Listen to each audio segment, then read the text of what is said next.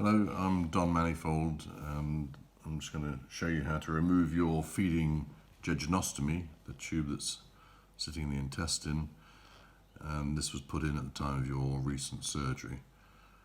It's a very straightforward process to remove it, and normally what would happen is you'd come to the outpatient clinic and we would do that for you, but due to the COVID-19 epidemic, we are trying to avoid unnecessary visits to hospital.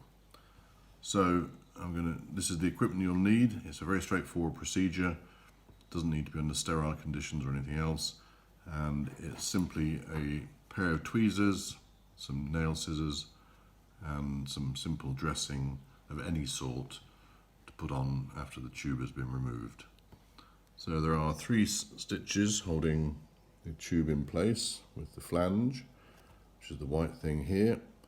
And it's simply a question of cutting that stitch, which comes out, and repeating that for the other 2. Sometimes one of the stitches may have already cut through, in which case there may only be 2 in there.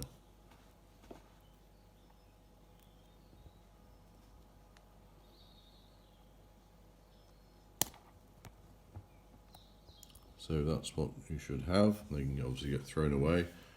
And once this has been released, the tube will just slide out and leave behind a hole about 2 millimeters in diameter. And this may leak a little bit of contents from the small bowel inside, but usually no more than a few drops. All that's required once the tube has been removed is a simple piece of gauze or a plaster or a dressing, which you may already have. The gauze can be placed on the small hole that remains and simply held down with some tape of any sort,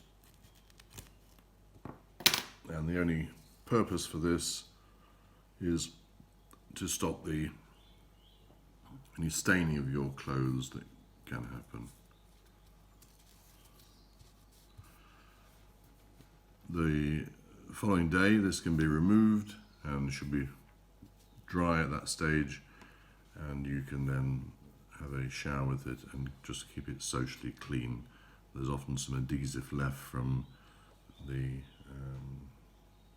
insertion point.